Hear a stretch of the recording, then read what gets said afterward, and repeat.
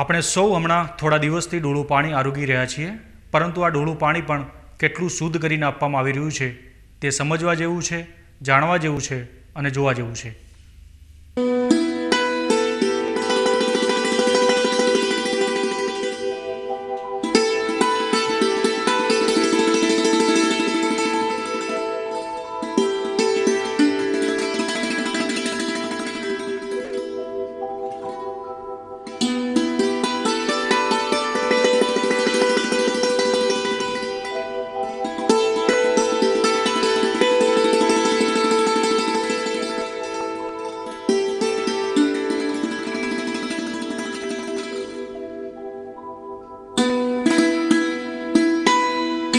રાજસ્થાનમાં પુષ્કળ વરસાદ થયો છે, જેના પ્રતાપે હાલ ધરોઈ ડેમમાં દર્શનીય નજારો જામ્યો છે.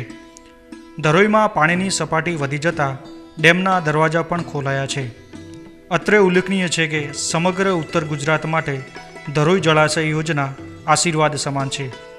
લગભગ તમામ નગરપાલિકાઓમાં અને ગ્રામ પંચાયતોમાં ધરોઈ આધારિત પાણી પુરવઠો પહોંચાડવામાં આવે છે. જળાશયની મુખ્ય પાઇપલાઇન દ્વારા ડેમનું તમામ દૂષિત પાણી વાવ સતલાસણા સ્થિત શુદ્ધિકરણ પ્લાન્ટમાં ઠલવાય છે. અહીં જુદી જુદી 5 પ્રક્રિયામાંથી ધરોઈ આધારિત પાણીનું શુદ્ધિકરણ પ્રક્રિયા હાથ ધરાય છે. સૌપ્રથમ ડિસ્ટ્રીબ્યુશન ચેમ્બરમાં પાણી એકત્રિત કરવામાં આવે છે. આ પાણી અહીં એકઠું થયા બાદ તેમાં રહેલો મોટો કચરો ત્યાં જ રહી જાય છે અને વધારાનું પાણી એડિએટર પ્લાન્ટમાં આવે છે. આ પ્લાન્ટની ખાસિયત એ છે કે અહીં ડેમના પાણીમાં દુર્ગંધને દૂર કરવાની પ્રક્રિયા કરવામાં આવે છે. ધરોઈ જળાશયમાં મોટા પાયે માછલીઓ હોવાથી મૃત માછલીઓની દુર્ગંધને એડિએટર પ્લાન્ટ દ્વારા દુર્ગંધ રહિત કરવામાં આવે છે.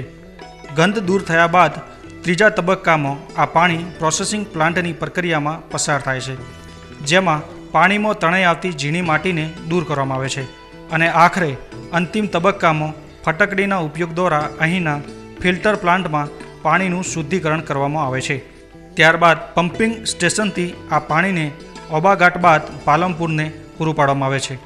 આમ જુદી જુદી ફિલ્ટર પ્રક્રિયામાંથી પાણીને શુદ્ધ કરીને પાલનપુર વાસીઓને પૂરું પાડવામાં આવે છે. ધરોઈથી વાવ સતલાસણા ફિલ્ટર પ્લાન્ટ થઈ આંબાઘાટા મુકામે સંપમાં થઈને પાલનપુરને પાણી મળે છે. પાલનપુર શહેરને રોજનું 80-90 લાખ લીટર પાણી મળે છે. હાલમાં આંબાઘાટા મુકામે પાઇપલાઇનમાં ફોલ્ટ સર્જાતો પાણી બંધ છે, જ્યાં કામગીરી ચાલુ છે. એકલા પાલનપુર શહેરમાં જ રોજે રોજ 90 લાખ લીટર પાણી પૂરું પાડવામાં આવી રહ્યું છે, જેના માટે પાલનપુર પાલિકા દર મહિને અંદાજિત 12 લાખ રૂપિયા પાણી પુરવઠા વિભાગને ચૂકવવાના હોય છે.